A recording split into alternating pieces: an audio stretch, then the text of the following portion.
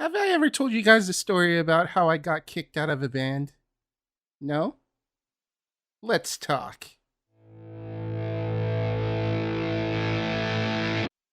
So, I've been playing music for basically my entire life.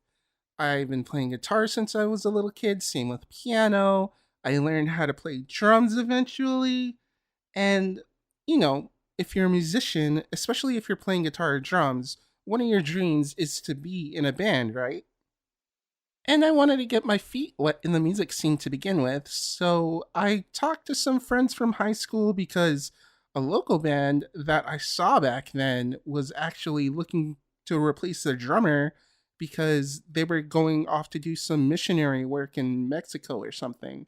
If I remember correctly, they were Mormon, but you know what? That has nothing to do with the story. Well, maybe it does. So I meet up with the band and we talk and do all the formalities and stuff like that.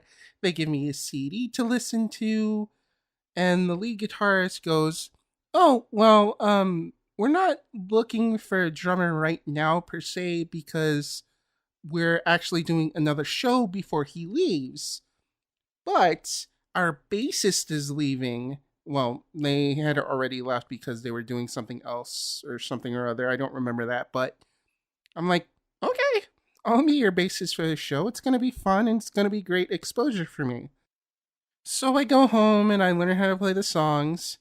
I didn't have a bass, so I had to learn them on guitar, but luckily, if you know anything about guitar and bass, they pretty much go hand in hand. If you know how to play the guitar, you know how to play bass. Well, except for maybe slap and pop, but you know. Anyways, so I learned the songs and practice was in a couple days. So I show up and I'm all concerned that I don't have a bass. And they tell me, "Oh, no, don't worry about it. We have you covered." They have this really beautiful bass and this really beautiful bass cab. And I'm like, "All right, let's do this." And they look at me like, "Okay, what songs do you know?" Because on the CD, it had like seven, eight, or nine songs on it. I don't remember. But I told them, let's play all of them. And I remember they looked at each other, then at me, and they were like, huh? You learned how to play all these songs in 2 days. And I was like, yeah, they're fun songs. So we have the practice, and we had one more before the show, and he brought in his friend to play trumpet, which was really cool. The band was a quote unquote reggae rock band, but leaned heavily, and I mean heavily, towards the rock side. And it was just fun. I had a lot of fun practicing with them, and then it was time for the show. It was at a country club or something, or it might have been at somebody's house. I don't remember the details of it, but I was glad because I wasn't able to drink. So, yay for me. So we get there, we get all settled in, and the lead guitarist tells me, "Oh, hey, yeah, one of my good friends is playing rhythm guitar for us." And I was just like, "Oh no, we didn't get to practice with them." And I was right, because they were all over the place. They couldn't keep in time with everybody, and it was a struggle for me to just, zone them out and just to play my parts correctly. And if you guys watch the clip, yeah, that's me playing bass. It's currently muted right now, but I'll leave a link in the description so you can listen to it. But anyways, so the show goes off without a hitch. It was a lot of fun, and the lead guitarist was like, "Hey, you want to keep playing bass for us?"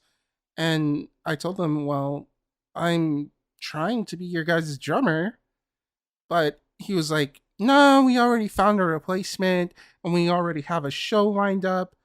And I'm like, "Come on, let me play drums."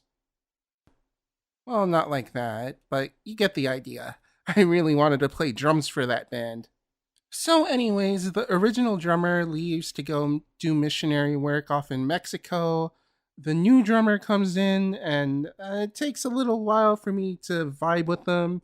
But eventually, after maybe two practices, we're on the same page, and we get ready for our next show. And oddly enough, it was at a coffee place called It's a Grind.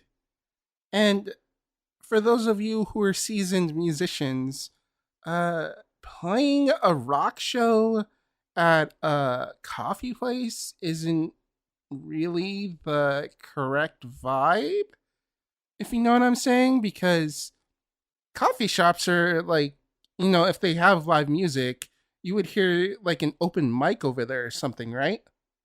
But, eh, a show's a show. And by that time, I was already contributing to the band, not as far as the set list was concerned, but as far as the arrangement of the songs. And I forget which song it was, but there was a specific part where I had a bass solo and I had asked the guitarist if I could include that in our live shows. And at first he was like, yeah, all right. So I do my thing over at the coffee shop and it went off without a hitch. So, like, we finished the show and it was great. Everybody loved it. He mentions how I learned the songs in 2 days again, that like he did at the other show, and everybody was like, wow, that's so amazing. And I was having the time of my life, right? Little did I know that the lead guitarist had a superiority complex. And he messaged me not even a week later to kick me out of the band. He didn't even bother to do it in person. You guys are gonna love this. I mean, this is the most pompous thing and most egotistical thing you can ever do to somebody who just loves to play music and wants to have fun. So I get the message, and he was like, hi, I just want you to know that me, the trumpet player, and the drummer all love you so very, very much. I'm like, oh no, this is not going to end well. So he continues on, and we love having you in the band, for sure, but there seems to be an issue.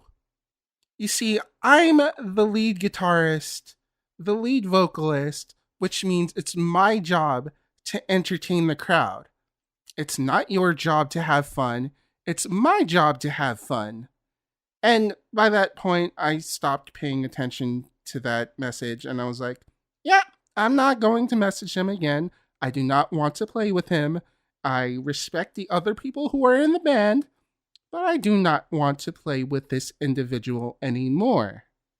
And by that time, I was already sneaking into bars to watch shows because I started making friends in the music scene thanks to this band. But yeah, I totally ignored him. But that's not what got me the most. I mean, like, yeah, getting kicked out of a band is kind of sucky, but what happened afterwards? Oh my god, I was livid. So I had made a lot of friends in the music scene in a short amount of time. So I was able to go to shows at bars and I was always tucked in the green room for some reason.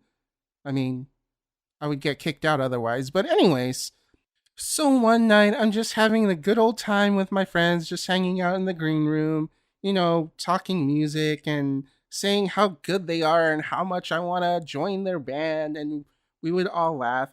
Ha ha ha ha. decafWave, you're too good to be in our band. No, they would talk me up like that. Just jokes. But anyways, I learned that the band that I was kicked out of was on the set for that night. So I'm like, oh no, oh no. And I had no choice but to listen to them because my friend's band was headlining and they were opening. And during that song that I mentioned that I added a bass solo to, son of a bitch stole my solo. And you know what the funny part is? Not even a year later, that band was defunct. So, want to know the moral of the story? Have fun with music, and don't be a dick. Anyways, I'm decafWave. Thank you for listening. This has been decafTalk, and I'll see you guys in the next one. Take care.